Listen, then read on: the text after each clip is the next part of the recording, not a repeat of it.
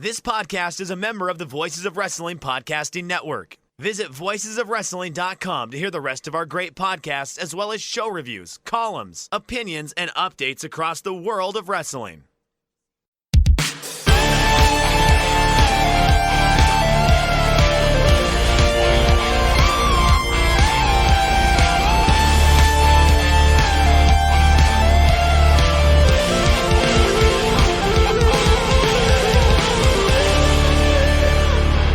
Welcome, ladies and gentlemen, to the 60th ranked podcast in the United Kingdom, the good, the bad, and the Hungee on the Voice of Wrestling Podcasting Network. I'm your host, Tyler Fornes, and with me today, as always, is Fred Moreland. Fred, how funny is Ohio State? And Ohio State, to honor our UK fan, and we're going to start by discussing football, just don't ask me which kind. Ohio State definitely did not have a good weekend. Michigan is kind of built to win exactly one game every year, and that is the Ohio State game. And they did it. They won the game. They kind of just steamrolled them. And that's it. They may be out of the playoff. I'm not sure. They're kind of on the edge there. Depends on what happens with TCU, I think, but in particular. The playoff is very interesting because we could actually see a two-loss Alabama team that didn't even make the SEC championship game make it into the playoff because of the chaos in front of them. They were postured incredibly well by the playoff committee by being at 7. And yes, they have 2 losses, and no team has ever made it with 2 losses. But when they made it a few years ago, no team had ever made it after not even making their conference championship game. Well, Alabama cleared that. They're an institution. They are Alabama. It's going to be very interesting to see how the committee parses that out with Ohio State, because while Alabama has 2 losses, he had 3 points on a last-second field goal at Tennessee and 1 point on a 2-point conversion in overtime at LSU. At the time, LSU was 12 and Tennessee was 5. So you're talking about top 12 teams, and LSU, before their loss to Texas A&M this weekend, had a legit chance to make the playoff if they were to run the gauntlet and then beat Georgia this upcoming Saturday in the SEC championship game. What was interesting for me for Michigan was they were without Blake Corum. Injured his knee against Illinois, tried to give it a go against Ohio State, couldn't do it. Donovan Edwards stepped up in a big way, had 2 60-plus yard touchdown runs to seal the game.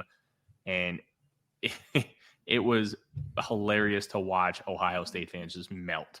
And they were like the Wicked Witch of the West on how they just started melting. Their brains were imploding because Ryan Day couldn't call a play. And it was pretty remarkable. And the entire day, Fred, of college football was absolutely incredible. Did you get a chance to watch any other games on Saturday? I really only watched the Kentucky one, and that was because it was the Louisville rivalry game, which Kentucky just kind of throttled them to a fairly easy win. But I did follow the results through the day, and that was a borderline blood week. Just a lot of upsets. Even if you take off like Michigan beating Ohio State off the board because that was a 3 over a 2. But I mean, you had a lot. LSU eating shit, Clemson eating shit. So many big names lost, and I don't know, that always amuses me. Clemson eating shit was hilarious because 1, Dabo sucks. 2, Spencer Rattler, he's had a struggle of a season under Shane Beamer after transferring from Oklahoma, but they're 8-4. He threw 6 touchdowns and 460 yards against Tennessee in a rout upset. And then he comes back here, first drive, throws a pick 6. Then he figures it out and leads into that 31-30 win. That was really cool. The best game of the day was arguably the last one, the Apple Cup.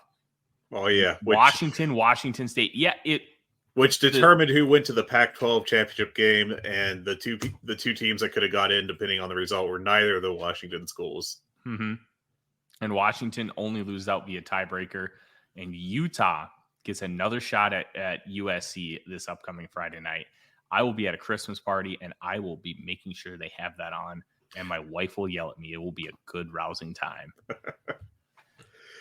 Did you hear the relatively big women's basketball news of the week that I saw? Because I know that Vinny Sport is as popular as college football as women's hoops. But did somebody hire the ghost of Pat Summitt to be their head coach? No, there was so one of the preseason tournaments they were doing this year was in Las Vegas, which apparently was run allegedly real jakily. Not exactly the finest organizational skills on display. But a truly appalling thing happened where a player for, I believe, Auburn went up for a rebound, came down, hurt something on her upper body, and that's as specific as things that I saw got. And then because they didn't have paramedics at the arena, she had to lay on the court for 45 minutes before they could get her out of there. 45 fucking minutes. I'm serious. It's appalling. Regardless of anything. I've actually written a little bit about women's hoops in the past, so hence me bringing this up. But I saw that story come across Saturday night, and I was just like, this is just gross. So listen, if you're running an athletic event of any sort, including pro wrestling, make sure you have someone there that can do like emergent care, because if it wasn't like whatever, I don't know if it was a shoulder, arm injury or something like that, but whatever injury that she had that required a delay there, if it was like a cardiac event, she probably would have died. I mean, that's the first thing that went through my head, because we've had enough instances in over the past couple of decades of basketball players, men or women, having cardiac issues and collapsing during games that like this is a thing that could have happened. And fortunately it didn't, but like, Jesus Christ, I heard about that Saturday night. I was just like, my God. That's gross. Really bad. It's really bad. Like, I'm laughing because, like, it's just so... The other alternative is just scream the F word for, like, hours, you know? But, like, yeah, it's one of those things that you only laugh at because you really have no other reaction. And you're just like, what in the world is going on? Like, yeah. I can understand, we don't have an ambulance there. Like, it's basketball. Not having an ambulance there, okay, makes sense. Pro wrestling, no, it doesn't. Right. High school football, you should probably have an ambulance there. Yes, definitely. Men's or women's basketball, you don't have somebody there. Okay. Have any kind of medical professional. Just I think there were team trainers there, but like I still don't fully understand like what happened that caused her to stay there for 45 minutes. But yeah. It must have been a neck or back, and nobody felt comfortable just moving them. That's the only thing I can think of, but I mean, it never got more specific than that, you know, but yeah, just that's brutal stuff. I feel bad for all those women that had to deal with that and know that nobody cared enough about them to do anything. Yeah. Just awful stuff. But let's try and get in some more positive stuff. How about the Vikings, Fred? The Vikings won a football game on the Thanksgiving days. Oh, let me tell you, I'm not a big fan of necessarily working on the holidays. I did it all last year, but it was all like NBC. And now, the Vikings playing Thanksgiving Day. Guess what? You have to work. I was pretty happy with that. There's a Harvey Danger song entitled "Sometimes You Have to Work on Christmas." (parentheses sometimes in parentheses). And that is very much the case sometimes. It's never fun having to work the holidays, but I've done it before. Obviously, you have just last week, but you know, at least, you know, the Vikings definitely took care of business. Are they good? Like, I'm still not emotionally invested in this team because I've already had my heart broken so many times by just terrible finishes to Viking seasons. Listen, you're going to get your heart broken, but enjoy the ride. It's the Vikings. You're going to get your heart broken. That's just how it is. You just don't know how it's going to be broken yet, but you know what it's going to be in the playoffs. And this team feels different. There's an aura around the organization. They have bought into Kirk Cousins. The coaching staff has done a tremendous job. I love where this season is going, but I just know it's going to end bad because it's the Vikings and it always does. But 9-2 is nothing to laugh at. They are a very good football team. They just beat a very good football team with 3 of their top corners out. And Andrew Booth Jr. just had surgery today, and we'll know how long he's going to be out for. But just really weird circumstances on how this team has continued to develop. I think that they could be really good. I think they have a chance to win a Super Bowl, but I'm not convinced that they are going to win a Super Bowl, if that makes any sense. Yeah, I don't know. It's it's just weird to me. It doesn't feel like the team should be a 9-2 team, but here we are, especially after we got just throttled by the Cowboys a week ago. But, still, this is what's going on. So I don't know, man. You're the expert. Yeah, I am the expert, and we still really don't know 100% what this team is. That's kind of where we're at. It's good, but we really don't know. They're 8-0 in one-score games. They've gotten blown out, and their only 2 losses by the Eagles and the Giants, where you can see that they just had opportunities and they just kept making mistakes, whether it be play calling, whether it be execution, whether it be failure to making adjustments. Like, the issues that they had were easy to point out, and they're relatively easy fixes, but they just weren't able to do it for whatever reason. I'm very intrigued to see how this continues to grow and develop. Speaking of being intrigued about how things grow and develop, how about the Young Bucks trolling CM Punk? Listen, their match. That's a transition, baby. The go to sleep popped me like crazy. I thought that was great. And you know what? There's a lot of talk about how these guys are all like big crybabies and how they're just soft and like they're not going to be able to do business. Look, you know what that match told me? They're going to do business with CM Punk, baby. Like, there's no way you blatantly mock CM Punk in front of Chicago without there being some kind of payoff down the line. I can't see it. Obviously, I could see them doing it just to get heat. I honestly, I think there's a lot of like 4D chess trying to be played with this. I think it was just them trolling just to get the fans mad. That's my dumb take. Yeah, you know what? You could be right, but it just feels like everybody knows there's an absolute ass ton of money to be made with this feud, and not doing it honestly would be a mistake. It would be, but I think there's enough hurt feelings around to not have it happen. So that's just kind of my stupid guess. It was a great match. I don't think it was as good as the pay-per-view one in ring, but I thought it was a very entertaining match, worked a different style. We didn't just have the GTS being stolen and then Omega doing the go to sleep taunt. We also had the Young Bucks doing a fake botched buckshot lariat, which during the commercial break, which I just saw just out of the corner of my eye, and I was like, is that what I thought it was? And it was. I don't know, man. It's just very, very. I don't think it's petty. I think it's just a lot of people are blowing it up way more than it needs to be blown up. Yeah, it's pro wrestling. Enjoy the ride. And speaking of enjoying the ride, the great Muda has done a great job enjoying his ride, and that will come to an end in Pro Wrestling Noah on January 22nd of next year. His final match, the opponents are yet to be determined. Now, that is just his final match as the Great Muda, just to be clear. Okay. There's still going to be a KG Muto retirement match like a month or two later. Yeah. And you know what? Good for him getting the bag and milking this for all That's worth. right. He's going to be teaming with Darby and Sting. And I would not be surprised here if we see something with the Great Okan. Yeah, they were working that pretty hard. I don't know if it's going to be this match or the Muto retirement one. I assume the Muta, Great Muta one, since they did the whole mist angle with Okan. But yeah.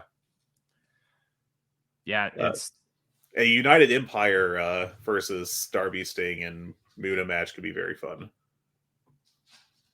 No, it absolutely could be very, very fun. And like this whole thing with Muta and Okan, I think is really cool because it's almost like what they tried to do with Randy Orton in WWE, but in a much, much better way, because Orton did the whole legend killer gimmick, and now Okan took the Mongolian chops from Tenzan, and now he's doing a little bit with Muta. I think it's really cool to get one of your young up-and-comers working with some of these older guys and using it to help build their pedigree. And I feel like it's going to work because there aren't a lot of people that are sold on Okan. I know I am, and Fred, I think you are too. Yeah, he's very promising. But utilizing him in this way and with these veterans, I think is objectively great. It is a fine line considering what the past year or two of Noah has been. That would be the only hang up I would have, just considering what's been done with the young kids and Noah that were coming up and look like future stars. And then we just had 2 or 3 years of actually it's the old men being the best booking in Noah. But yeah, I think this could definitely be beneficial both to Khan and Darby, and hopefully they both get something out of it. Absolutely. And let's kind of shift our gears back to AEW, because there is, as much as there's not a lot to talk about, we have a lot of stuff that we are excited to get to. MJF had an online exchange with UFC fighter Paddy Pimblett. I did not get a chance to see this, but from what I've heard, Fred, it just seems like this was MJF being MJF. Yeah. I honestly don't know who Paddy Pimblett is. That could be a name from fighting baseball for all I know. Because I don't really follow MMA that much. But yeah, I guess they exchanged some tweets about how one couldn't make it in the other's world and vice versa and so on. And I don't know. I mean, it's the thing that people talked about. I have no real insights on it. Look, it's MJF. He's going to be a dick online. It is what it is. Dante Martin was injured during the Rampage match, and he was reportedly okay, which is honestly a great sign because things did not necessarily look great at the time. And we know that his brother Darius has had 2 major injuries since Top Flight joined the company a couple years ago. So hopefully we get to see Dante Martin back in a ring really soon. Yeah, I think it's been reported that he's actually okay, but there was some concern, I assume, from where he kind of slipped while doing the top rope springboard to the outside. But when I was watching it, he looked completely fine, actually. So I think it turned out okay. Well, that's always good to hear. Speaking of not okay, Colt Cabana reportedly, and this is per him, nearly died in the match against Chris Jericho, which honestly could make some sense considering how wonky he looked, because he was wearing compression stockings instead of normal ones with his wrestling gear. Now, I've never worn compression stockings, but I know that they can change blood flow. This is very interesting, and thank goodness he's okay. But at least we now have some kind of kayfabe rationale as to why some of his spots looked a little rougher than they should. Yeah, that does explain some things. Compression stockings are usually used to kind of constrict the blood flow in the legs to artificially increase blood pressure, and kind of often used if you're pregnant and having issues, or also if you're diabetic and having issues. Would not advise using those for any kind of athletic event. And I don't know really how Colt Cabana got them, but he was wearing them for the match, and found, he stumbled backstage afterwards, I think is what he said, and got to the trainer's room and was just felt like hell.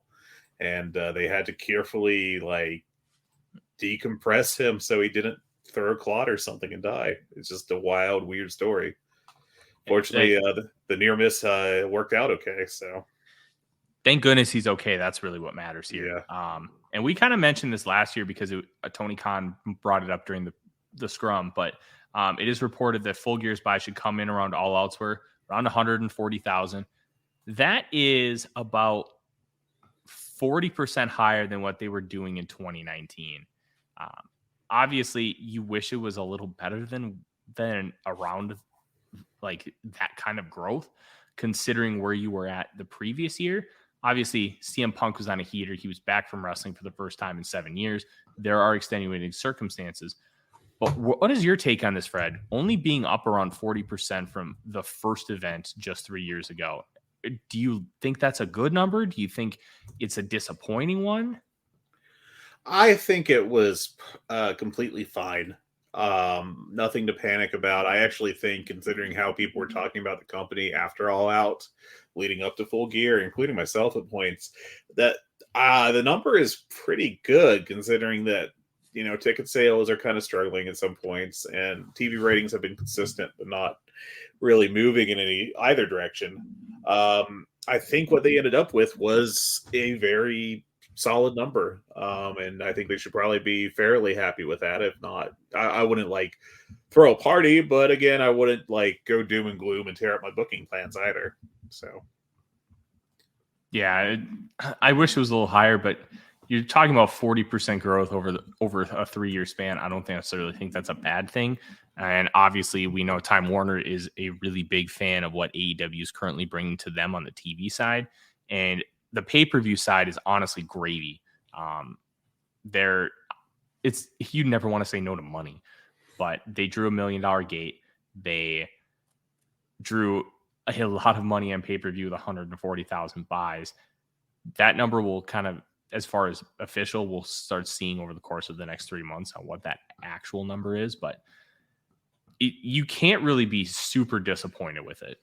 Oh, it's a solid number, and at least held off shrinkage, which I think is probably the big story out of this, in my opinion. Absolutely. That's really it for news today. This is kind of a light week considering Thanksgiving was last weekend.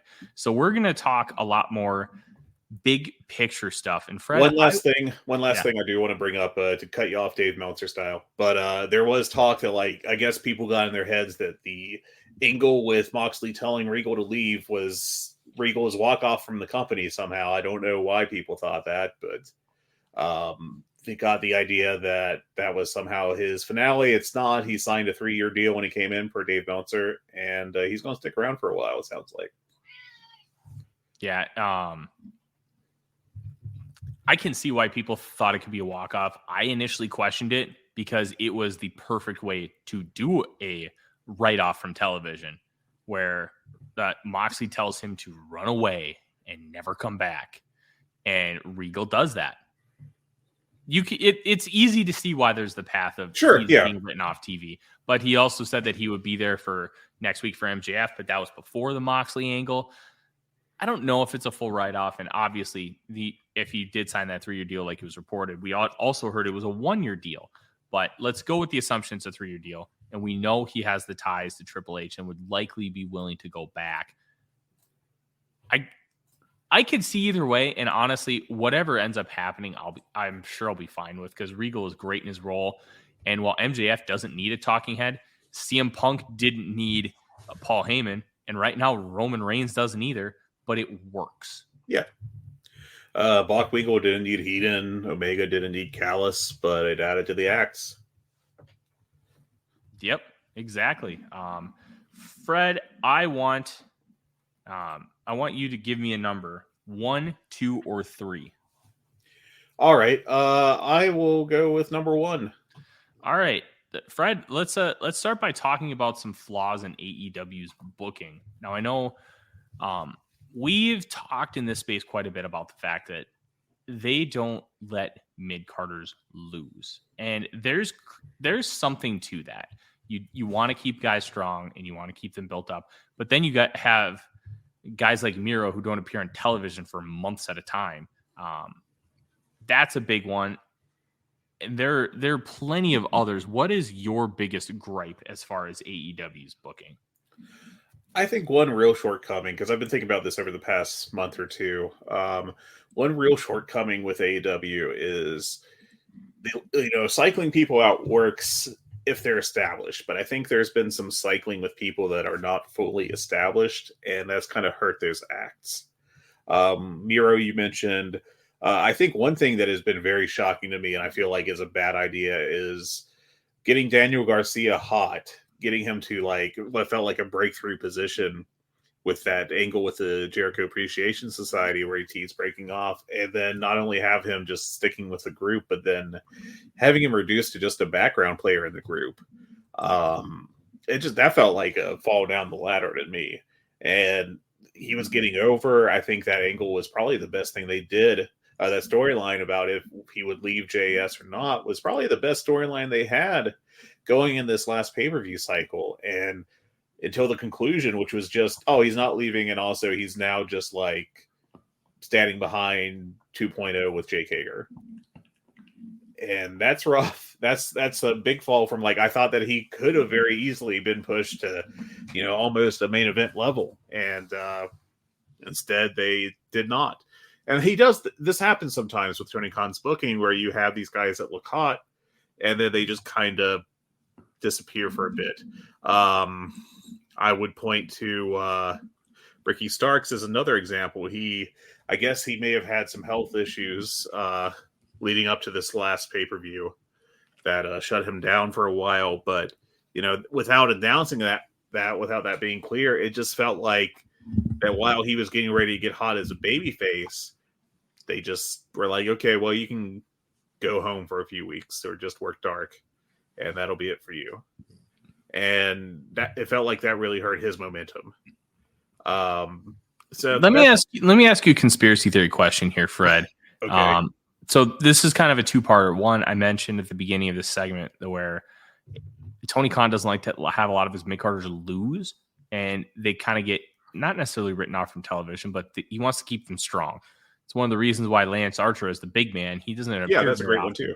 But when he comes back, he is the Murder Hawk monster, and he's over. He's intimidating, and you feel like he can win anything because he's won a lot. And two, well, I guess the first question is, do you think that plays a part in Daniel Garcia, where you want to keep him strong and not have him lose, especially considering he lost 2 out of 3 falls to Bryan Danielson? And then the second part is, are they trying to keep him fresh because they're expecting a Ring of Honor television deal, and he's going to be a focal point in that come the beginning of 2023?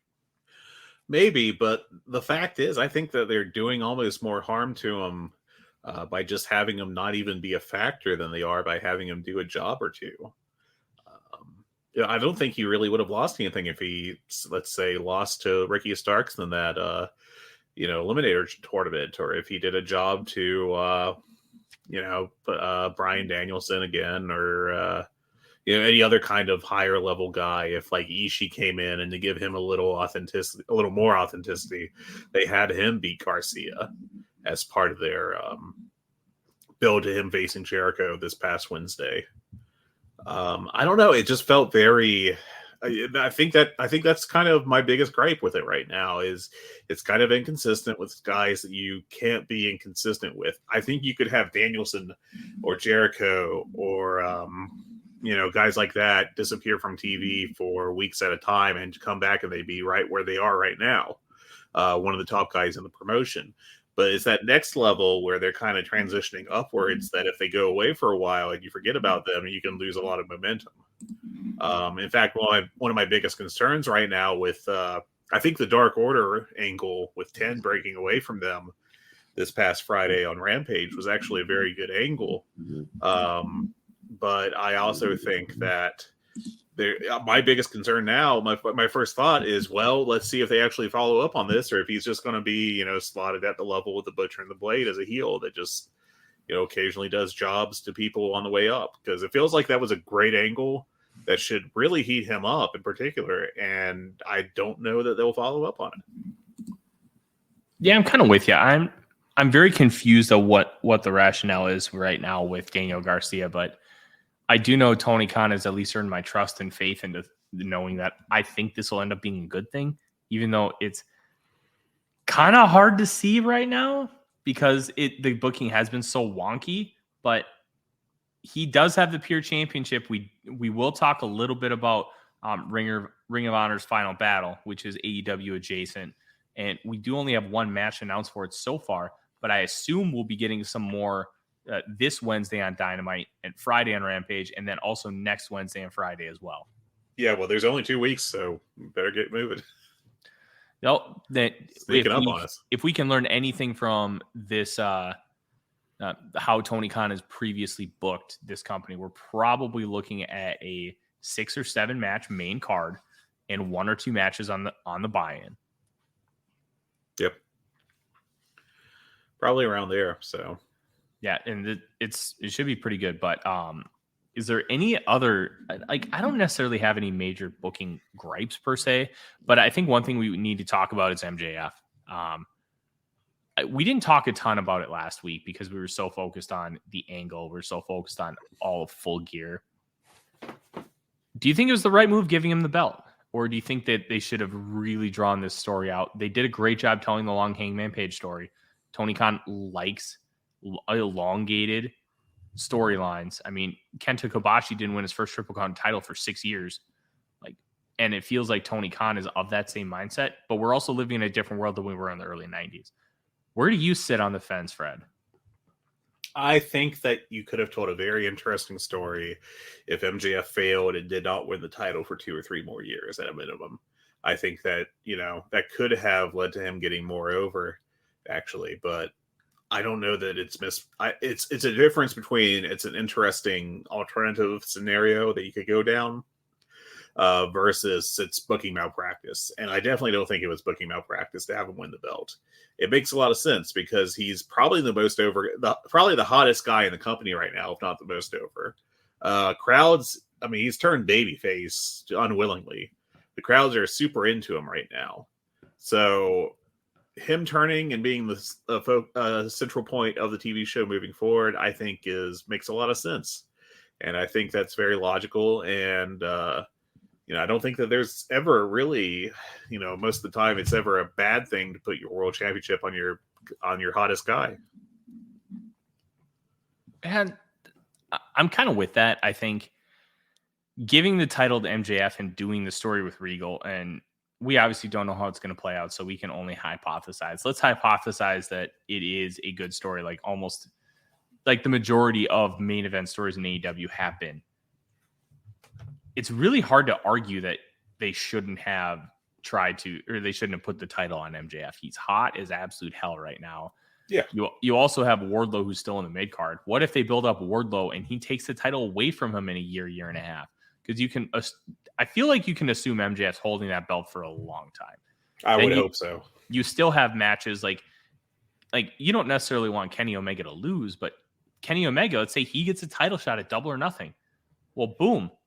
Like there's a huge drawing match for you. You could have MJF, like Forbidden Door, go up against some New Japan guy. And then that'll create an interesting style of dynamics. Like there's a lot you can do with this run. And then eventually some big baby face is taking that belt home. And I would not be shocked in about 18 months if we talk about Wardlow as the next AEW champion. We're obviously putting the forest before the trees here, but it would make sense considering what their story arc has been over the course of the entire course of the company's history. And Wardlow is, even though his push got kind of stalled, which is something we probably could have talked about when we were that's another guy I would mention. Yeah, he is a massive star with this fan base, and he's improving in ring. And you could have him do a match with a guy like MJF and do a longer match, because as much as he feels like he's got that Goldberg kind of heat where it's just super organic, they love him, he's just a badass, but he doesn't really do a lot of like connective tissue in-ring work as of yet. You have a lot more potential with him as an in-ring worker than you ever did Goldberg. And I think by the time you're looking at 18 months, I think you can get a really, really good 20, 25-minute pay-per-view main event match out of him and MJF. And I think it could be really good with both of their stories. I think so too. That would be very interesting to see. I think that they need to do some stuff to get Wardlow going first. I definitely want to position him as a first real major pay-per-view challenger. But yeah, I think it's a viable option for sure. I do think that, it's pretty obvious that Wardlow has cooled off some over the past few months, ever since he won the TNT title. Rough 2022 for that belt. But I think they can also probably heat him back up. Yeah, I really think they can. And the nice part is we're projecting out almost 2 years worth of booking here, and there is nothing imminent. Like Wardlow is not challenging for the title at Revolution. Doing that would be incredibly stupid for both parties, considering one, their stories, and two, the push Wardlow is currently getting. It doesn't make sense to derail it. Like obviously you have to have somebody lose, but I just don't think it's Wardlow's time. This company is very interesting in how they book so much long-term stuff, but sometimes the short-term stuff can get a little weird. Yeah. I'm very intrigued to see how this continues to go. Fred, do you have anything more on kind of flaws in AEW's booking before we move on to our next topic? Another thing I would complain about or point at as a shortcoming sometimes is talent utilization. I feel like, especially in the women's division, you see this where you probably aren't using the right talent in the right spot. For example, I don't know. I kind of like Nyla Rose. We talked about this before. I think she was absolutely the wrong opponent for Jade Cargill. And I think the angle and storyline and the pay-per-view match kind of bore that out.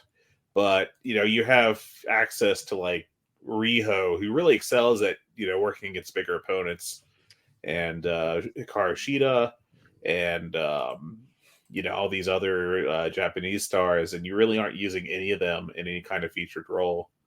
Although I guess they are starting to do something with Shida against the Bunny and Penelope Ford. But to not use any of them against Jade Cargill, it just doesn't make much sense to me. But it's a little different than my first complaint, but I just feel like sometimes it's kind of curious who gets pushed and who doesn't. But I guess that's just with any booker. Yeah, no booker's perfect. I will say that I will correct myself, because I said a couple weeks ago, Jade Cargill really hasn't had any good working opponents. She did work with Shida and Thunder Rosa. So for a little bit. I will take a short period. I will take a little bit of an L on that, but we're not. I was talking like more major programs. She didn't really do. Yeah, that wasn't a long program, and it felt like in comparison, I think the Nyla Rose program went on for about 7 years. That's just how it felt. So I wouldn't compare the two really. I would say that she was not working with Rosa or Shida for nearly as long. Mm-hmm. Yeah, I think they could do a lot better job utilizing the women's division. Obviously, we don't know the why behind why Emi Sakura hasn't been used, but it feels like a really big missed opportunity not utilizing her on television. Yeah, she's solid as hell. She's a good trainer just from all the names linked to her over in Japan. I think that she could do a world of good for someone like Cargill, and to not link them up is kind of odd to me. And like I would personally be using her as in the Madison Rain spot. I think she'd at least be more entertaining on TV than Rain is, but that's just my opinion. Yeah, anybody would be better than Madison Rain, although she is a very attractive individual. There are definitely worse workers than her. I will say that. Yeah. All right. Let's move on to our next one, Fred. 2 or 3? Let's just keep it going. Let's do 2. Preview of Wrestling Observer Awards. Now, this is something, Fred, you are inherently familiar with because you have done a lot of research and data collecting as far as Observer Awards and putting together some really incredible sets of data that kind of show. I can't remember how you structure it, but you kind of like take history of like their award. I'm just going to let you describe it because I'm just going to butcher it. Okay, sure. For some of the major Observer Award in the past, I have done and I'm trying to keep it updated every year. I've adapted a thing from sports called MVP Awards, where you take the percentage of the possible points earned each year in the MVP voting for a sport, and then you do that, add that up in over the career of these people and compare it. And that's a pretty good way to compare people across time. For example, if you use that for the NBA, for the MVP voting, your top 10 are LeBron James, Michael Jordan, Kareem Abdul-Jabbar, Larry Bird, Magic Johnson, Bill Russell, Shaq, Karl Malone, Tim Duncan, and Kobe Bryant. And that is a perfectly acceptable top 10 NBA players of all time list. If you go baseball, it's like Barry Bonds, Stan Musial, Albert Pujols, Ted Williams, and Willie Mays in the top 5. And again, that's like, if you told someone that was your top 5 baseball players all time, I don't think you get much pushback from most people. So I've started applying that to the Observer Awards, and I think about them a lot because I'm that kind of nerd. And I've already been thinking about them for this coming year, trying to figure out who would win the biggest award. So let's kind of just focus on what I personally consider the 5 biggest awards on the wrestling side of things, because there's some MMA ones, and it's well established that I just don't keep up with modern MMA at all. First of all, there's the Wrestler of the Year award, or the Luthez Ric Flair, which is basically the MVP award. That's supposed to incorporate not just in-ring ability and like mic skills, but also your drawing power and your importance to a promotion. So I've been thinking about this award in particular, and I think there's probably 3 realistic candidates this year, which are Jon Moxley, Roman Reigns, and I think Kazuchika Okada. I feel like it's less of a clear year for a New Japan contender, because it doesn't feel like a super hot year. But Okada's been on top for most of the year. And I feel, well, Jay White has also held it for half the year, but Okada won the G1. And he's still pushed as like the top guy in the company. So I think he's the Japanese candidate this year. Moxley's a great contender, in my opinion, because he's had a very good in-ring year, like top 5 probably, and also has been instrumental to AEW success, has picked up the load several times when it got dropped because of injury or other issues. And then there's Roman Reigns, who has been easily the heaviest push guy in WWE all year long. They're the number 1 company in the world financially. And the easy connection, if you're the number 1 guy in the number 1 financial company, you should at least get a strong look at, be looked at strongly for this award. So let me ask you this about Roman Reigns quick, Fred, because obviously he's the number 1 guy that they're pushing. But how much can you actually attribute the success of WWE to Roman Reigns? And is it like, I think that's going to be the biggest question, because it feels like WWE, the entity itself, is what's selling tickets, and it is not individual performers. Well, that's kind of been the big thing with that company for at least 10, 15 years now, right? Is who is actually a draw in this company. I think you could go back to John Cena and look at the numbers once he left and how they dipped, and you could say he was something of a draw for the company.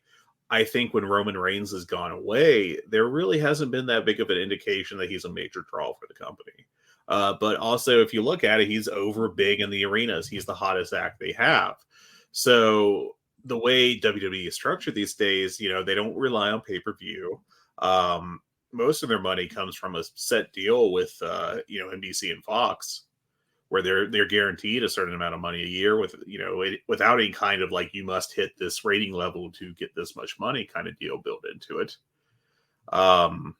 They've been steady this year after what felt like several years of the TV ratings dropping. In fact, the first article I wrote for Voices was back in 2020, which was a look at why WWE ratings kept dropping year over year. And they aren't doing that anymore. They aren't going up, but with the way the cable, plug pulling has, cord cutting, I should say, has been going on, I think that's kind of a victory. You have to, in this modern day, if you stay solid over a year, that's practically a moderate gain, mild to moderate gain. But there's no answer to this argument. It's just, does he draw money? Well, can't really point to anything direct, but he probably does. But again, you don't have actual evidence to support this argument really strongly, I don't think. No, I don't think there's a ton of it. But then again, I also haven't delved into the numbers. I think kind of when I look at this, it feels like Moxley should be the runaway guy because of, as you kind of said, like he picked up the ball for AEW on a couple of occasions due to, hey, CM Punk broke his foot. Hey, CM Punk went absolute apeshit at a press conference. And then it's not just that. He's gone off and had one-off matches with a lot of really cool people. Speedball Mike Bailey is among them.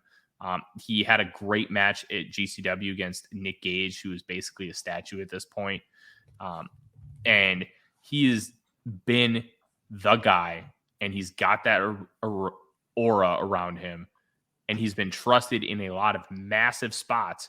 Like that's CM Punk, that brawl out, that could have potentially ruined the company. Like, obviously it's a little bit of hyperbole, but it's also not all that crazy, because when big things happen, like everybody kind of points to Tony Schiavone. That'll put the butts in the seats for kind of turning the tide in the Monday Night War, because it sent everybody else to see Mick Foley win the world title for the first time. Like, it's usually one event that ends up being the catalyst to shift momentum. And if they didn't keep the thing on track, that could have been a major disaster for the future of this company. And Moxley was the one who was trusted to right the ship, and he did a fantastic job of that. And I think when you encompass everything he's done this year, as great as Okada has been, as great as Roman Reigns has been, even though his in-ring work, I don't think is nearly at the level of the other two. Nope. But as a spectacle, you could argue he's bigger. But that's not what we're talking about here. I think you have to give it to Jon Moxley, and I don't feel it's particularly close. I agree. There is one other person I should mention for the award, which is Will Ospreay, who's had an amazing in-ring year and has been a push commodity, not at the top of New Japan, but he's been a draw for New Japan, and also has been doing stuff over with Rev Pro and coming over a little bit for AEW and other American companies. I've also been doing this work where I take the cage match ratings and I try to adjust them into basically a comparison of guys' years across 2022, and Ospreay has been basically a breakaway candidate in that with Mike Bailey for that award, or at least for that stat. So he's an interesting candidate for this, but that would be much more on work in the ring than actual drawing power. I think Moxley is the best of both worlds. And I personally don't see a really good argument against him winning it this year. Yeah, it feels like this is just the Jon Moxley year. We've seen plenty of instances over the course of the last decade where it's just like, oh, no, it's this guy's year. Oh, it's that guy's year. And this feels like the year of Jon Moxley. And that would make him one of the relatively few people to win multiple of these awards. And if you're into the Hall of Fame voting, which Voices of Wrestling in general and myself in particular look at a lot, like that's a very small group that he would be entering. It'd be like Harley Race, Ric Flair, Tanahashi Misawa, and Okada. Tanahashi, I think. Yeah, Tanahashi did 3 times. AJ Styles, Okada. Actually, Okada's only won once, if you can believe that. That does surprise me. Yeah, Okada got 2017, and then it was Omega, Jericho, Moxley, and Omega again. So Omega and Jericho are also multiple time winners. But how many times has Akira Taue won it? He has not won any, I'm afraid to say. What a shame. What a shame for Taue. Let's kind of continue. One that I really want to look at is not the Flair Thez, but the most outstanding wrestler. Because I think as far as AEW candidates are concerned, this is one that's very interesting. Now, let's refresh our memories here, Fred. When it talks to most outstanding wrestler, are you talking an entire body of work, including multi-man matches, including tag matches, or are you just talking as a singles competitor? Or are we talking your performance in a ring regardless of type of match? That's kind of the implication. Dave Meltzer, when he does these awards and does the Hall of Fame, he likes to leave them kind of open-ended so that it's less him prescribing who you vote for and more just asking you to establish your own guidelines. But there's definitely no like elimination from consideration of things like battle royals or anarchy in the arena or what have you.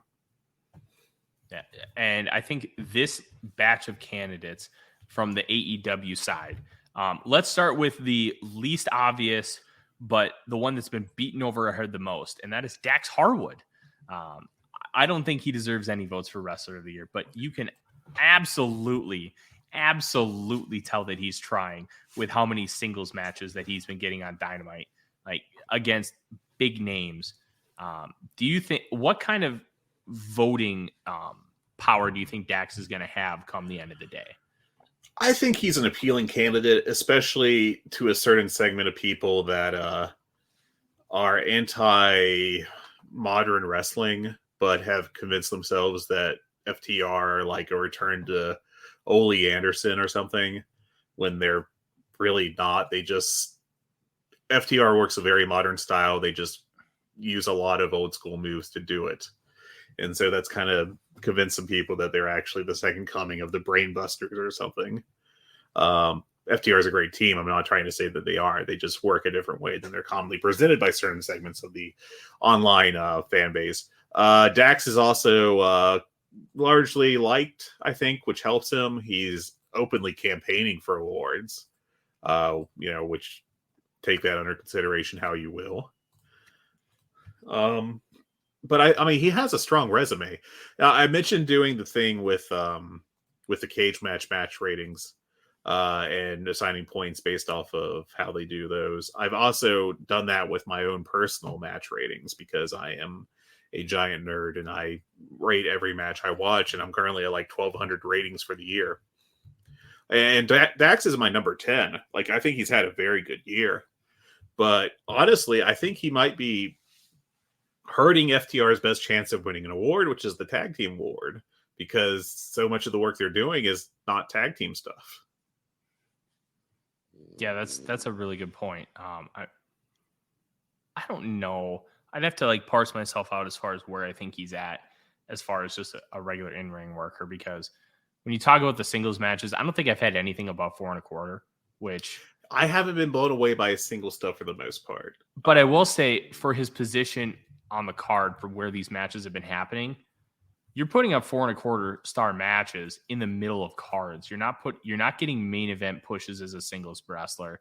You have 3 incredible matches, 1v1 tag teams, 2 with the Briscoes and 1 with the Aussie Open. You had the really good 3-way at Forbidden Door. It's like the tag team resume is excellent. They've been down to Mexico. They've been to Japan. They're going back to Japan again for Wrestle Kingdom. They've been to Europe. They're kind of doing everything. So depending on, as you kind of said, the open-ended criteria for what Wrestler of the Year is, if you really value the fact that they've been around and they keep going places, and they've arguably had as a tag team 3 5-star matches this year. And that is obviously up to interpretation. But if anybody gave the 2 Briscoes and the 1 Aussie Open match, if you gave all 3 of them 5 stars, I'm not faulting you for it at all. Tremendous work. And I gave 5 to their match with the Young Bucks back on Dynamite in April too. So I'll be honest, I forgot about that match. No one talks about it. It's kind of odd how it's forgotten, but it was the second one of their, they're between the 2 teams. But yeah, I mean, I think that's I think that they're my pick for tag team of the year. FTR is. Now trios are eligible under tag team of the year, although I don't think Meltzer really specifies that publicly. So will I be won over by Death Triangle or the Elite in a month? I'm not sure. That's a possibility. I don't think either one of those units will be getting that award, but probably not. I will say next year, because they obviously want to make a really big push with these trios titles, and the Elite were supposed to go on this big run. We all know that. They were going to establish these belts as the belts in the company, but then Brawl Out happened. And now they're trying to establish it with this best of 7 series, which we're going to talk more about after this and we break down Dynamite. That, I think, is going to set the stage for what trios wrestling is supposed to be in America and how it's supposed to be revered. Because like the Triangle Gate scene in Dragon Gate is very well done. They take care of those belts. They're not just fodder like they are in New Japan and other companies. They mean something, and it means something to hold those belts. And that's obviously what they're trying to do with AEW. And I'm very excited to kind of see how that forms. But I'm with you. I just don't think it's going to be enough to get them tag team of the year this year. But next year, I think we're going to have very serious conversations about some of these trios. And I do think Death Triangle is a stronger candidate than you might initially think, because they've been doing stuff all year. They had several great matches with the Best Friends. They've had, now they've had 2 very strong matches with the Elite. They had the Aussie Open one on Dynamite back in August. I just wouldn't rule them out completely, but I probably will not vote for them at this point. Yeah. Talk to me again in a month, though. Yeah, let's continue to move on. We already talked about Jon Moxley's MVP. What kind of candidacy do you think he has for most outstanding wrestler? Because when you talk about both of these awards, they're completely different criterias. And Yes. most outstanding wrestler, you're talking basically most outstanding is just in-ring work, correct? That is correct, yes. Yeah. And John Moxley's had a tremendous in-ring year, but is it up to that level for you? It is debatable. I have him in my cage match based thing off the public. He is fourth. Now that's a distant fourth behind Ospreay. Ospreay's up, and then it's Mike Bailey, and then there's a pretty big gap to number 3, which is a surprising Konosuke Takeshita. I personally have Moxley second in my ratings right now, and a very close second to Ospreay. It's something that I would have to sit down and consider more at the end of the year, but I do think he's a very viable candidate. Yeah, I think so too, but I don't think there's many guys. I think we could probably talk about Bryan Danielson as far as being one of those candidates, because Danielson has done some tremendous stuff. The best 2 out of 3 falls matches with Daniel Garcia and Sammy Guevara, the stuff with Wheeler Yuta at the beginning of the year. I think that Danielson has a very unique case as well. Yeah, I do too. I personally am a Danielson mark, so I can't really separate that from my interpretation of his matches. I'm just going to naturally probably have them higher than most people. I personally have him probably around 5th or 4th right now in my rankings. But in the cage match open to the public, that one, he is tied for 17th with Momo Watanabe and Zack Sabre Jr. I think he's probably had too many quiet spots this year for him to be like a top of the line candidate, but I also think anyone who votes for him would be pretty reasonably justified in doing so. Yeah, absolutely. As far as looking at throughout the rest of AEW, do you think there's anybody else who has a puncher's chance? Do we see a guy like CM Punk sneak into this conversation? I will say he has a very limited resume. But his top-end stuff has been excellent, especially when you consider the Revolution dog collar match. Yeah, I think that you'd have to be a voter very willing to overlook the time he's missed, because he has missed a lot of time. By the end of the year, he's going to have missed maybe practically 2/3 of it, almost, with between all the injuries and the suspension and everything. So I don't think he will finish high. One guy that I do think is being overlooked just because he also wasn't always the most featured guy was Rey Fenix. I think he in particular has had a wonderful year. It's not just AEW. He's also had some great matches in AAA. All the trio stuff, because they have been the backbone of that division all year. But he had, for me, a 5-star match with Vikingo in Triple Mania back in October. He's also had some great tag matches in AAA, not always with Penta, interestingly. But I think he's a guy that you should look at. As much as if you want to count him as a AEW guy, because he didn't really sign until recently, Takeshita is another strong name. I haven't even really gotten into his DDT stuff, and he's a high-level candidate for me. And as far as the public voting, he's very high on that stuff. So... in fact, he is third behind Mike Bailey and Ospreay. So I think he's a guy that should be considered. So let's talk about this for a second, Fred, because you talk about Takeshi as a surprising candidate. He's had a wealth of work this year, and he's had a lot of matches. But a lot of them have been middle of the card, like Dax Harwood. Mm-hmm. And I don't think he's ever peaked. Like you talk about a guy like, CM Punk. He has a 5-star match for me this year, Revolution. Seen a lot of Takeshita matches. I don't think I've given any of them above a 4.5, but I also don't think I've given any of them under a 3.75. He has just been an incredibly consistent and very good worker, no matter where he's been. I went to a match at a brewery in Eden Prairie, Minnesota, about a half hour from where I live, and he wrestled a guy named JDX. It's on Midwest All-Star Wrestling's YouTube. High recommend you go out and see it, seek it out. You can see me in the background wearing a Busch Light shirt. It's in all its glory. It's great.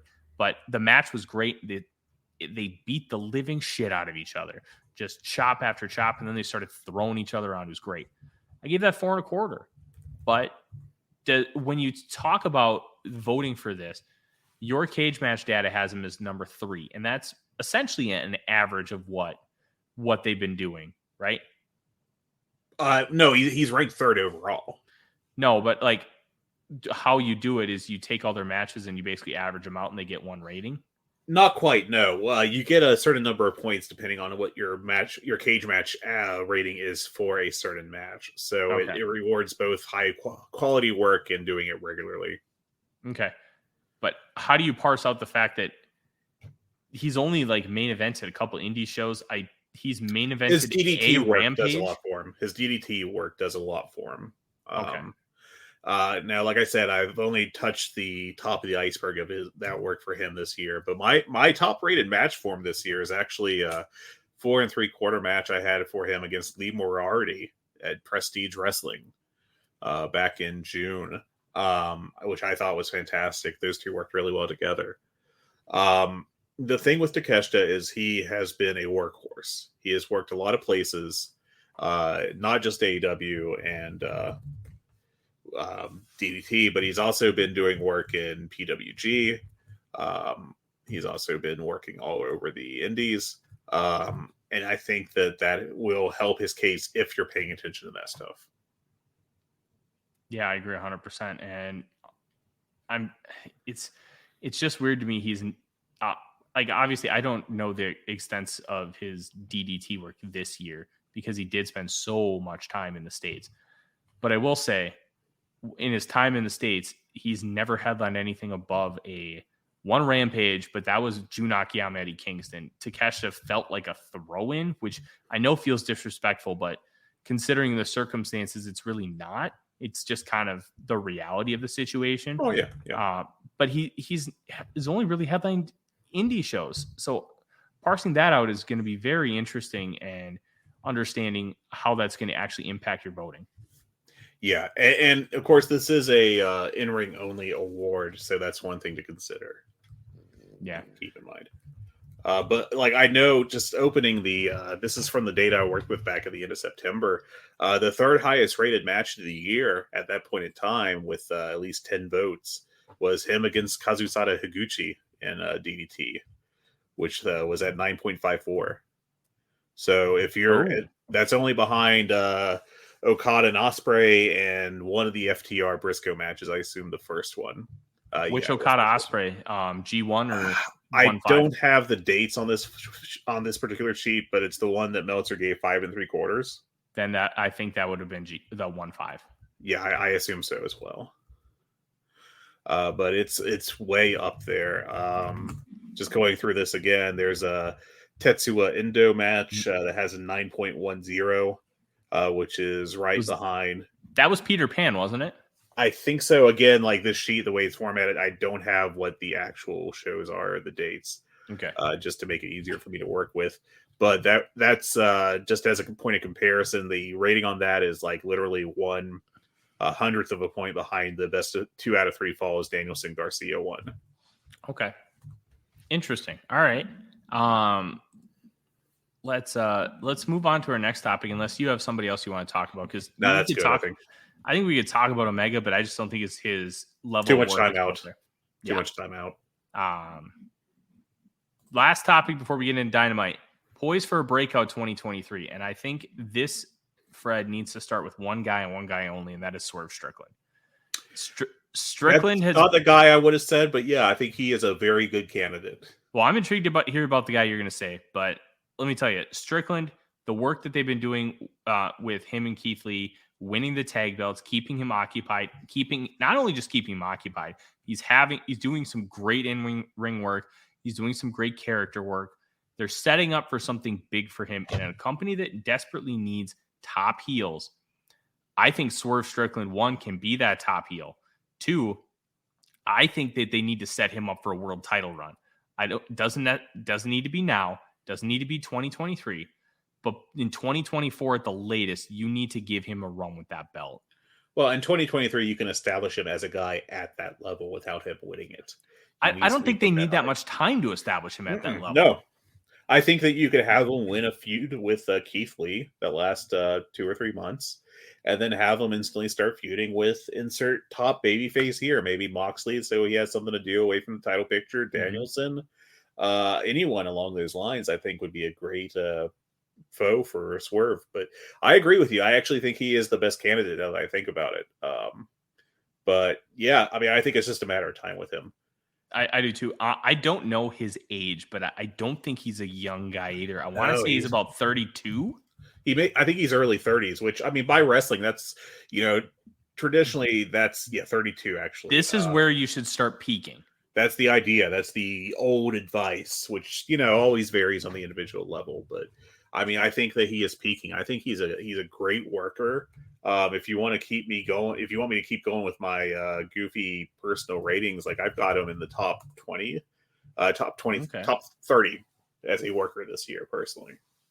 I will say one of my favorite matches ever is Killshot versus Dante Fox. I still haven't watched that. Oh, if you believe it. I know I need to. I know. You need to. It's not just a gore match. It is a great match laced with story. You don't need a ton of background because I will say, for as much shit as Matt Striker gets, he was tremendous calling that match and giving you enough background so you understood without hitting you over the head or making you feel like, hey, why are you treating me like I'm an idiot? Because I've followed this promotion to a T. Like, it's incredibly well. It's a 3 stages of hell match, essentially, but I can't remember what they call it in Lucha Underground. Go out of your way. It's a great watch. I have so much actual wrestling I need to watch, like just from like this Wrestling 101 project. I'm going to put that over on every show that I can because I love this kind of thing. And this is the kind of thing that I need to help fill in gaps on my knowledge. And a lot of these matches that are coming up on it, I haven't seen. But the ones I've gone out of my way to watch since they've been posted have all been fantastic. So yeah, Kevin Hare and Robin Reed have done a phenomenal job. Fantastic stuff. Like, what really impressed me about the project, you know what? Let's just talk about it because these guys have done great. They wanted to create a guide to where everybody, like, here's 101 matches you need to get a great sense of wrestling and wrestling history. And it's not just, hey, let's put 5 Okada matches on there. Oh, we need 5 from Misawa. No. We need all the Okada Omega stuff. It's not supposed to be like these are the best matches ever list. It's not a list of every match you need to see before you die. It's a list of matches that you need to see to understand what wrestling is. And they try to split things up and utilize matches from different eras, different companies, different regions of the world, and give you a sense of, hey, these are 5 spectacles you have to see, including like they just released it a few weeks ago. Terry Funk and Onita in the explosive barbed wire death match, which I had never watched before. It's a spectacle you need to see. Yes. And that's really their focus. They've got stuff coming out, numerous different categories. There are some phenomenal wrestlers who didn't even make the cut because there were probably, I want to say, about 10 or 15 matches that are phenomenal matches that didn't end up making it for X, Y, or Z just because there's so many good ones. And they didn't just pick their favorites. They crowdsourced. They talked to us in our office. Really hard on this. They talked to major people in the wrestling sphere to get their opinions on it. They crowdsourced and worked incredibly hard. You can go follow it at wrestling101.com. Wrestling101.com or voicesofwrestling.com. And then they have their own tab and you can follow along and every match will have a link that you can click to go watch it. And I highly recommend that you do, because if you love wrestling, this will give you a great sense of what wrestling is in areas that if you listen to this podcast, you may only watch AEW, and that's great. There's something of wrestling that you love, but you may find a lot more that you love just by watching these cherry-picked matches from people that care about this more than nearly anybody else in the world. And you will, 1, enjoy yourself, 2, become more knowledgeable, and 3, arguably become a better and stronger wrestling fan from doing so. Definitely. For example, one match on this list that I I have never seen before. It was actually from, I think, 1979, if I'm not mistaken, which was Andre the Giant versus Stan Hansen in New Japan. And Ooh. they just, if you got to watch this, man. It's just these two just going nuts on each other for about 12, 14 minutes. And it is, the matches they recommend off it kind of focus on the big guy aspect of things, which makes a lot of sense. I mean, it's Andre the Giant when he could actually move, and Stan Hansen, who was no small person. But it goes on to, the infamous Vader Stan Hansen. And with each match, they recommend other matches to watch. And one of them with this one is the infamous Vader Hansen one where Vader's eyeball gets popped out.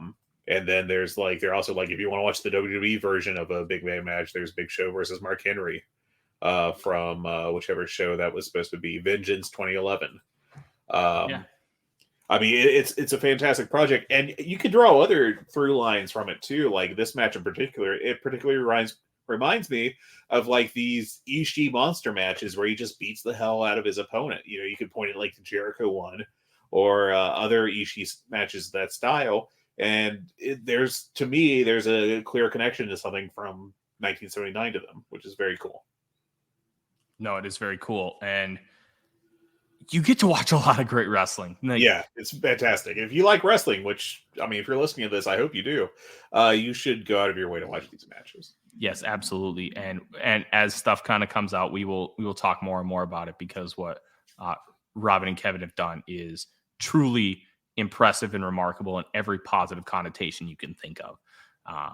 But we will talk more about that as it continues to grow. But Fred, we just talked about Swerve Strickland. You had one that you were thinking of that you wanted to talk about for who could be a huge breakout star in 2023. I think it's got to be Ricky Starks this year. I think it's time. I've been beating this drum for a while, but he has a connection with the fans right now. It's not as hot as it could be, but it's starting to get hot. If he gets featured, it will get hotter. He's got so much charisma. He just feels like a superstar every time he shows up on screen, even when he's dressed like the Mummy. He's a very good worker. I think he can get better. I don't think he's ever going to be like a top level guy like Danielson or whoever, but I think he will still be very, very good. I think he's going to be a total star, and they just need to give him the opportunity to do it. And it's not a question of like, oh, we need to develop him some more. He's got to be put in a position to succeed. And I think he could be like a backbone of a company level guy. No, you know what? Ricky Starks is a great one though. He just pops every time he's on screen. His facial expressions, whether it be in a backstage promo or in the ring, are just top level stuff. He's great at getting sympathy. He's great at being a dick of a heel. He's just wonderful at everything. He's a fantastic talent, and I hope that they really push him hard this year. Yeah, I really think they could. What I'm very intrigued about, the broken neck that he suffered last year, held him out for only 3 months, did not need surgery. I wonder how much that could be holding him back from, one, not having gotten that push already, or two, ever getting that push. Yeah, I hope he's not having long-term side effects from that. I hope it's not like a Kurt Angle situation, where he broke his neck. And the reason he had so many issues afterwards, just in terms of the health of that, is that he decided to go with some experimental procedure that I guess did not work as well as they had hoped. Yeah. If he would have just said, hey, just give me the neck fusion surgery, I'll see y'all in a year. Yeah. Then we may be talking about a completely different Kurt Angle than what we were able to get. Obviously, no wrestler wants to sit out a full year. Yeah. But at the end of the day, it could have changed his life completely, because we all know about the painkillers and how he abused them so he could stay in the ring. It's tough, man. It is. And maybe we're in a new era where management, whether it be Tony Khan or Triple H or whoever, is less willing to like let wrestlers do that to themselves just so they can get them back sooner. Mm-hmm. And hopefully, I think that the future of wrestling is a lot like the future of sports, where you prioritize long-term health of athletes over like short-term gains from working hurt. Yeah, it's not worth hurting yourself more so you can stay. But I also get it, because if somebody else earns your spot, you may never get it back. So yeah, it is It's a very weird business. But unless you have somebody else that you think could be a huge breakout guy in 2023, I'd like to see Top Flight get a real tag team run. But I don't know how much you can trust Darius at this point because he's had 2 long-term injuries already in the short time they've been with the company. One of those injuries was a car wreck. That's just a freak incident. I wouldn't chalk that up against him personally, but I could see how you could, or Tony Khan could be gun shy on him at this point. Boy, Top Flight is really kind of Wally pipped Private Party. That's something I was thinking about while watching that FTR match. If you're not familiar, Wally Pipp was a player that got replaced by Luke Gehrig, who then put on like 2,000 straight games of consecutive games played in baseball. Just for or British fans who don't follow baseball. But yeah, I think that Private Party was kind of slotted as like the young athletic tag team that they wanted to feature, and then they were very disappointing early on because they were very far from a finished product. And then I think Top Flight came in with a similar style, but more polish, and they've been easier to push, and it's definitely helped that Dante got to have all that singles experience. And I feel like that they've completely supplanted what maybe they had thought Private Party was going to be when they signed them in 2019. Yeah. I'm kind of with you. I want to see some new blood in the tag team division. I want to see I think their hands were a little tied with Swerve and Our Glory and the Acclaimed, kind of keeping them tied together, at least for the short time. I have no problem doing hey, we're going to do a series of 3 matches. Like New Japan does this to death, and I think it works great. Tanahashi and Zack Sabre Jr. are going to wrestle. Oh, cool. Let's do 3 or 4 matches and then beat it to death and don't have them touch again for 2 years. Or WWE will just every feud, it feels like in WWE has to be 3 pay-per-view cycles, which, when it's always that structure, it feels very tired. It works better in AEW because it's not every feud must go 3 months kind of deal. Mm-hmm. I'd like to see some new blood. I think Top Flight would be great. I don't know what Powerhouse Hobbs is going to end up doing. That's the interesting one because I think he could have a great year too. You know what I would really like to see, and it will never happen. I'd love to see a Powerhouse Hobbs and Brian Cage tag team run. That would be a lot of fun. Just and obviously, Powerhouse Hobbs sided with Ricky Starks and the whole thing with Team Taz.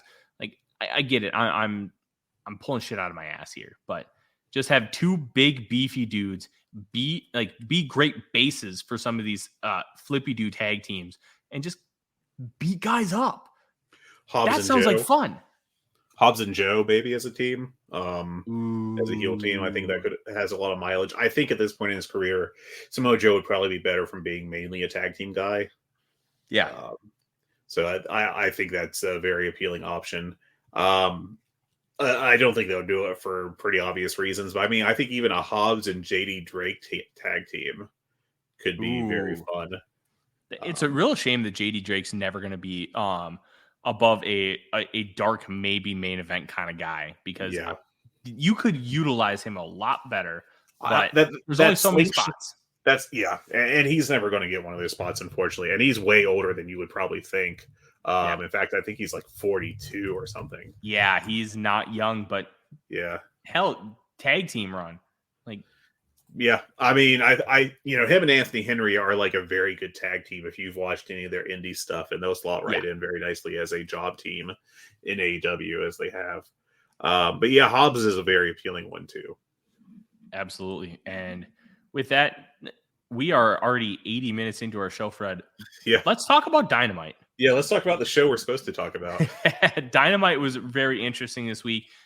We started off, Fred, talking about we had the William Regal promo, and it was very interesting. Yes. Here's my big takeaway from this. I think they did a really good job focusing on the fact that, hey, we don't need MJF for this show that's not going to draw any freaking ratings anyways. And I don't know if I've seen the ratings yet for this show. Yeah, with the holiday, I haven't seen them out, I don't think. Yeah. I thought it was great. Oh, you don't. He doesn't need to be here. So the actual quote was, Mr. Friedman doesn't have time to come to places like Chicago. MJF is at the moment on the set of a major motion picture. Look, who even knows if he's filming right now? But it's a perfect line that is sensical, and it doesn't matter if it's a lie because it's easily believable. Yeah, I mean, it's a nice touch. I think it worked well. I liked this angle. Yeah, I don't think it was like a blow away or anything, but it was very intriguing how it set things up. And it just raises more questions. Are Danielson and Moxley going to turn on each other and finally finish that feud they kind of started that led to BCC? Is Moxley going to go away for a while and finally get a fish with his friend? It's interesting. I like it a lot, and it's fun. Yeah, and then Bryan Danielson comes out to make sure that Moxley doesn't literally murder William Regal, and they kind of tie things back to their dads. And Danielson says, because of Regal, I was able to understand my dad's struggles. For the last 10 years of my dad's life before he passed away, I was able to love him because of this man. Just imagine someone teaching your daughter to love you in spite of your struggles. And that ended up getting Mox to walk up to Regal and look him dead in the eye, face as red as a fire truck. Lordship, I only want one thing from you. I want you to run far away as you can, and you never come back. Right now, walk and keep on walking. And that's what Regal did. Yep. There wasn't anything unsurprising or whatever, but as far as you wouldn't expect Regal to start swinging in that situation, considering everything that his body's gone through and the story they're telling. But yeah, I thought this was a very good segment, and I'm interested to see where it leads to. Did you think it was weird? It felt a little weird, but I think that's just because it's very un-WWE like, and this is kind of a unique promo that you don't see elsewhere, or at least haven't seen probably since the early 90s with WCW or something, No, it feels like a throwback. It really does feel like a throwback, and I liked it, but I think what really didn't help is before the commercial break, they kicked it back to Renee Paquette. She starts interviewing Keith Lee, and Swerve interrupts, and Lee's like, choose your words wisely, Swerve. And Swerve blocked the camera and just told Lee, let's talk. And then that's when they cut to commercial. And I think that the oddity of that segment really amplified everything that was kind of weird about the start of the show. Yeah. And I really liked the beginning, but it's like, huh? It felt like a very odd start to the show, but luckily they were able to figure it out. Yeah, I feel like that, and then going straight into what basically was a comedy match with Hager and Orange Cassidy was a weird start to the show. And I've seen a lot of people go head over heels praising the show. There's a lot of good stuff on the show, but I also thought that it wasn't as coherent of a show as I've seen from them. Oh yeah, 100%. It was very interesting, Fred, and I'm intrigued to see where it goes from here. Let's talk about that comedy match that you mentioned, because it was very, very interesting that the match was just wonky, and it was built around the hat, which I think is a great use of Hager. Be the hat guy. Yeah. I think it's kind of sad that this is maybe the best gimmick of his career. Hat enthusiast. But yeah, I thought this was just an okay match. It was a lot of comedy. It was like a house show match, really, is what it felt like.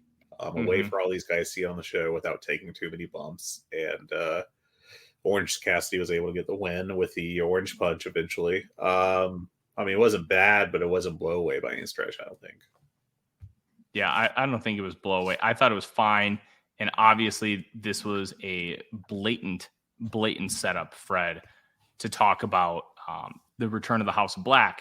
QT Marshall comes down and basically says, hey, you're giving away title matches. I want one. And then the lights go black and it's Sabu. And of course it's not Sabu. And the House of Black just comes and literally beats the living shit out of everybody. When they don't have the spooky stuff, Notice that they awesome. Notice they got the JAS out of there real quick before that happened. They came in, they killed Best Friends in the factory. Like, oh, that's cool. Hey, way to go, guys! And then they got killed by House of Black. So, listen, I like House of Black in ring, and I want to see more of them in ring, and because they're good, they're ass kickers. They're wonderful. They're wonderfully talented, and I think that they've been less spooky than they could have been in their time in AEW for the most part. Yeah. What's really interesting is, I guess not so much interesting, but it's freaking awesome. Brody King just delivers a spike pile driver. Oh yeah. Oh, that was a hell of a killed move. The security guy. Just give me more of that. Like, build these guys up for a trio challenge at Revolution, and then just have them go in either with the Elite or Death Triangle, and just have them beat the living shit out of each other. That's all I want. Give me shit kicking with these guys.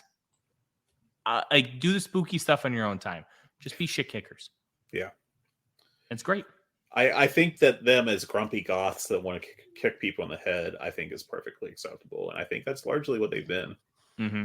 So absolutely. Next match, we had Ethan Page against Ricky Starks. And Starks, being the white meat babyface that he is, has his ribs taped up, has his shoulder taped up. And Ethan Page... He's gone full DDP. Yeah. I thought this was one of Ethan Page's best matches in the company so far. Did some cool stuff. Was a really good power base to Starks. And I thought this was a good match. I gave it 3 3/4. Starks gets the win with a couple spears. And now he gets the title match of winners coming. I was on the exact opposite end of the spectrum from you and from a lot of people. I thought this match was just very boring. I thought that the pre-commercial part, where it was just largely Ethan Page in control, it felt like it was worked like a 1988 WWF match, just very slow and uninteresting. So I just wasn't into this match at all for whatever reason. I only gave it 1 3/4 stars. I went below average on it, which is saying something. But I thought Ricky Starks kind of pulled it back a little bit with his burst of offense after the break. But for the most part, I just didn't really dig this at all. Yeah, I get that. I thought it was good. I liked some of the offense from Ethan Page. But look, Ethan Page he's like a 13-year-old that gets gifted a Porsche, and he still hasn't figured out how to drive it because he's got all the tools. I wish this would have been better, but I thought it was fine. And I get if you didn't like it, but I thought this was the best he'd done. Yeah. But that's really all that we get. Like, we get Ricky Starks versus MJF. We get a true babyface heel dynamic for Winners Coming. Those promos to lead up to that show over the next couple weeks should be tremendous. Yeah. And get ready for that. After the match, we had footage shown from Sunday night where TBS champion Jade Cargill and the Baddies came face to face with Bow Wow. Yes, the like Mike Bow Wow. Renee Paquette interviewed Cargill and the Baddies backstage. Red Velvet is back. And afterwards, Jade said there would be a celebration next week in honor of her retrieving the championship. And Smart Mark Sterling served papers to Kiera Hogan, relieving of her duties as a baddie because she did not live up to her end of the bargain. So it looks like Kiera Hogan is completely done with Jade Cargill unless they end up feuding.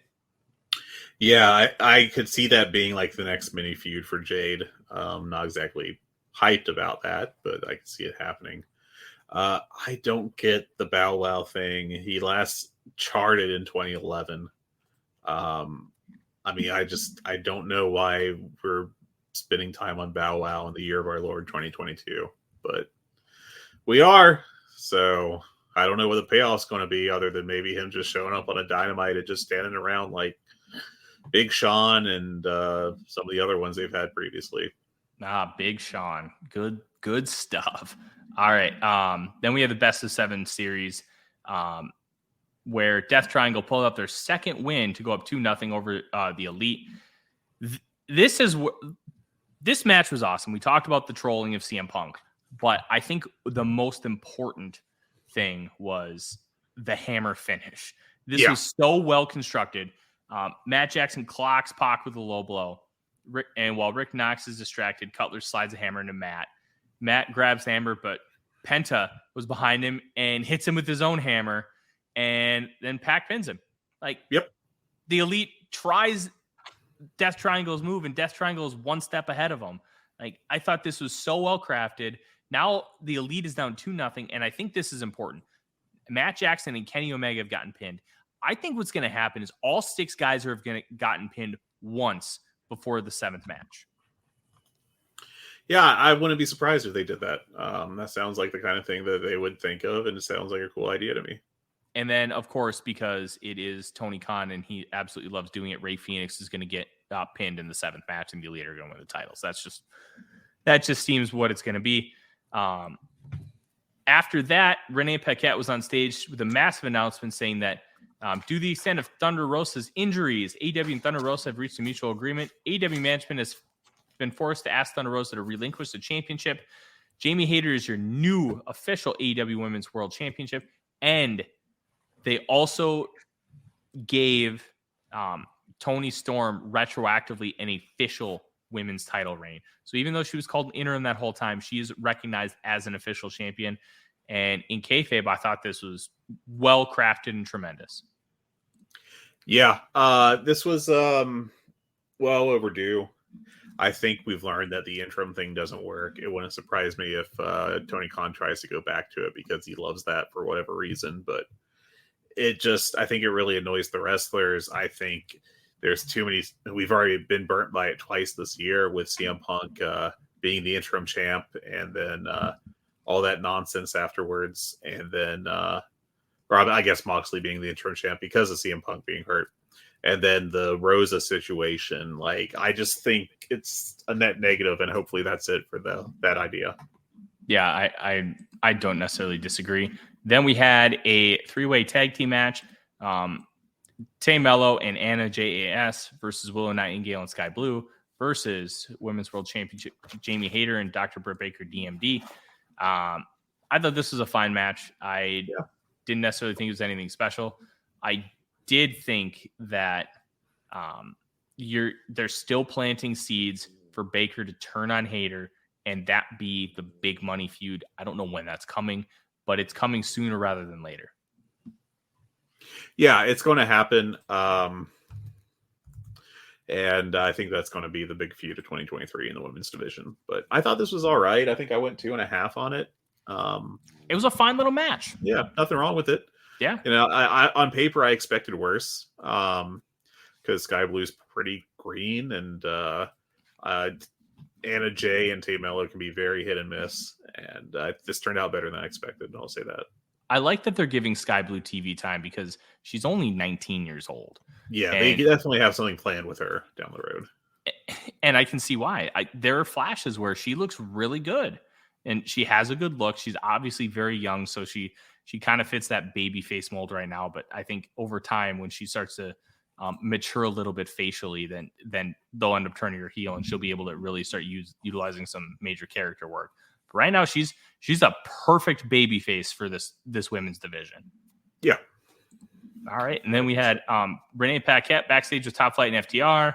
FTR, hey, you guys impress us. Dante Martin, hey, we've been impressed with you guys for years. And Darius, how about you put those ROH World Tag Titles on the line at Rampage? And they agreed, and there we go. Yep. Next was the Acclaim coming out to the ring with Daddy Ass. Daddy Ass removed the bandages from his hands, and as Bowens yells, "Scissor me, Daddy Ass," they get interrupted by Lethal, Sanjay Dutt, and Satnam Singh. And it looks like we're going to get a program with that group and Jeff Jarrett versus the Acclaimed. And then Daddy Ass at the end, get them off our screen and scissor me. And then that's the end of the segment. It got accomplished what it needed to. It gave a little bit of comedy to the show. We had some fun. And then Max Caster gave a woman a hotel room key in the front row. Very much on camera. God, Max Caster, just they're having the time of their lives.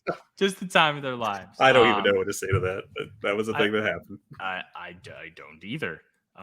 You would expect something like that from Ric Flair in 1984, but not necessarily Max Caster in 2022. But then we had the main event in an absolutely tremendous match. The Ocho Chris Jericho beats Tomohiro Ishii, the Stone Pitbull. They beat each other up. And there's a lot of story with this match because Ishii was a young boy in WAR when Jericho was there. And not only did Ishii beat Chris Jericho's chest up enough where it started bleeding, then when Jericho got the walls of Jericho and then put into the lion tamer, Ishii's just trying to escape and he's just screaming in pain. He looks up at Jericho and gives him the finger. Yes. And one of the best finishes I've ever seen, holds the finger up and taps with the same hand he's giving him the finger. Fantastic. Just like the ultimate good. sign of fuck you. Just awesome stuff. I gave this 4.5. This was one of the reasons why this Dynamite is getting so much praise, Fred. It's because it had arguably 2 4.5-star matches. Yeah. I went 4 3/4 on this one. So I get the praise. It was great and laced with story. And then you had Claudio Castagnoli come out after the match because Jericho was approaching Ian Riccaboni. And Claudio clocks him with a right hand. And that appears to be our final battle main event. It is. It's been announced. I am not exactly overwhelmed with excitement, but for this to happen again, but it'll be a good match. So, God, I just hope that we're months past the expiration date on the JAS BCC thing, but we're still going. Yeah, we are still going somehow. And Rampage, other than the Dante Martin injury, I think the only thing we need to talk about is 10 finally turns on the Dark Order. I'll say real quick, I really liked that opening tag. I thought they worked really well together, and I went 4 stars on it. It had a really good pace. It was a good mesh of their styles. I enjoyed it thoroughly. I thought that was one of the best Rampage matches in quite a while. But yeah, basically the big story is go to hell. I hope you enjoyed Thanksgiving. You suck, because we're going to make -1 cry on TV by having 10 turn his back on the Dark Order, possibly join up with Rush's legally distinct from the Andrade family office group. And yeah, I thought it was a really well done angle. I thought it was a great beatdown. I thought it was a well done turn. Him throwing his mask at the child who was very sad was extremely pro wrestling. Kind of reminded me of Ted DiBiase kicking the basketball away from the kid. But yeah, it was. I thought it was a great angle. No, it was a great angle, and you almost wish that would have been done on Dynamite, but I'm glad they did it on Rampage, because at least it makes Rampage feel kind of big, even though it wasn't exactly top stars. See, I was going to say that, but it doesn't. It feels like this is like a haphazard attempt to try and make Rampage bigger, and you're doing it with 10 of the Dark Order when Dark Order is about as cold as they've been since the end of 2019. Yeah. Dark Order's not in a great place. It's just a real question of what are they going to be going forward. They feel kind of like a extra finger. They just kind of stick out and are there, and I'm not sure they're really adding much. But I think the crowd loves them. I think that, someone suggested in the writer Slack that basically Evil Uno be like gatekeeper of AEW Dark, which I think is perfectly acceptable. Yeah. I then suggested a fat guy division because, fat guys own in wrestling. Yes. But yeah, it's just going to be this. I don't know what they're going to do with it. And again, I think I may have said this already on this episode, but my first thought after the angle was over was, okay, well, are we actually going to follow up on this, or is 10 just going to be in limbo because they don't want him to lose, but they don't want him to beat anyone either? But I guess we'll see. Yeah. Fred, we have been going for almost 2 hours. That is our show. Yeah. Odie has to get in the little comment at the end. Yeah, he needs to eat. Let's wrap up quickly. We obviously talked about Final Battle. It will be Claudio Castagnoli versus Chris Jericho for the ROH World Championship. Claudio uses, he has to he has to join the Jericho Appreciation Society this upcoming Dynamite on the 30th of November. MJF will talk Death Triangle versus the Elite number 3, which, Fred, I will say I'm very upset that number 4 is not on 12/7 because that is my birthday, and I don't get Death Triangle versus the Elite on my birthday. It's a bunch of crap. I expect Tony Khan to rectify it for me. Brian Danielson. Dear Tony, I am not a crank. Brian Danielson versus Dax Harwood. Jade Cargill TBS Championship Celebration, which I assume we will get something with Kira Hogan. Anna Probably. JAS versus Willow Nightingale, kind of stemming from that 3-way tag last week. And I would assume we were going to get at least one more match announced for Dynamite. One assumes. Yeah. Possibly 2. Yeah. Honestly, that is our show. Make sure you please like, subscribe, and share, both on YouTube or whatever podcast app you're using. A 5-star review does us tremendous good and will improve our status from the 60th best show in the country of England. You can email us at hungeepod@gmail.com. Our Twitter handle is @goodbadhungee. My Twitter handle is @therealforno, and Fred's is @flagrant wrestling, like Ted Turner wrestling. That's right. Fred, this was a very fun show, and I will say something we have talked about. We are going to be starting to kind of do a little wrap up of keep tabs on some of the best matches in AEW, and over the next couple weeks, we'll start to talk about how our list is shaping up as we start to get enough matches to really have that conversation. Yeah. I think that'll be fun to do. I think it'll be fun to have a rolling list to kind of see how things are going so we can continuously remember, because as we were talking, I completely forgot FTR and the Bucks wrestled in April. Yeah. I think that was a very good match. Yeah, I think that'll be a very fun 2023 project. It absolutely will. And in the meantime, make sure you do that, like, subscribe, and review, follow us on Twitter, ask us questions in that or the Voice of Wrestling Discord, and we will be sure to answer them every single week. Otherwise, have a wonderful day. Yeah. Have a good week. Thanks for listening, everyone. Skol Vikings.